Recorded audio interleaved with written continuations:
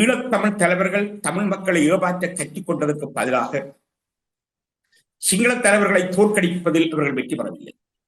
எல்லா ஈழத்தமிழ் தலைவர்களையும் இன்று வரை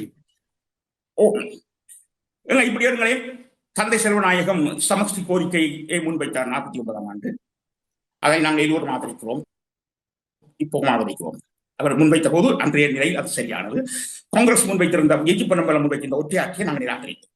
சரி, இந்த தந்தை செல்வநாயகம் 49ஆம் ஆண்டு முன்வைத்த சமஷ்டி கோரிக்கையை 57ஆம் ஆண்டு பண்டார் நாயக்காவோடு செய்து கொண்ட ஒப்பந்தத்தின் போது பிராந்திய சபைகள் என்ற ஒரு அக்ரிமெண்ட்டுக்கு போனேன். பண்டார் செல்வா ஒப்பந்தம் சமஷ்டியா கொடுத்தது, பிராந்திய சபைகளைத்தான் கொடுத்தது. வடக்கு கிழக்கு என்ற தாயகம் 3 தூண்டுகளாக பிளக்கப்பட்ட பிராந்தியங்களை பிரிப்பதுதான் பண்டா செல்வா அக்ரிமெண்ட். அந்த அக்ரிமெண்ட்ல தந்தை செல்வா கையெழுத்திட்ட. இது மட்டும் போதாது. பிறகு 65ஆம் ஆண்டு டட்லிஸ் நாயக்காவோட ஒப்பந்தம் செய்ய போறேன். அதில் 7 மாவட்ட சபைகளாகத்தான் தந்தை செல்வா கையெழுத்திட்ட. வடக்கு கிழக்க பிரிச்சு, அதாவது சமஸ்தியை கைவிட்டு தான் மாவட்ட சபைக்கு போனார். சமஸ்தியை சும்மா சொல்லலாம், கைவிடையிலே தந்தை செல்வாண்ட பாக்கெட்டுகளை இருந்து சொல்லலாம். அப்படி இல்லை, எக்ரிமெண்டின் படி அது கைவிடப்பட்டது.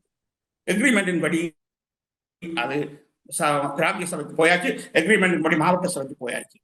இந்த தந்தை செல்வாவின் பாதையில் தான் பின்னாளில் மாவட்ட அபிவிருத்தி சபைக்கு சம்பந்தமான ஒப்பந்தம். தந்தை செல்வா ஆரம்பித்து வச்ச பாதையில் தான் பயிற்சியில் அம்பலிங்கம், சிவசம்பரம் எல்லோரும் அவர்கள் மாவட்ட அபிவிருத்தி சபை போனார்கள்.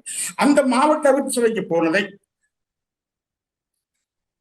தமிழ் இளைஞர்கள், யாழ் பல்கலைக்கழக மாணவர்கள், ஆசிரியர்கள், பொதுமக்கள், கல்விமான்கள் இருக்க தொடங்கினார்.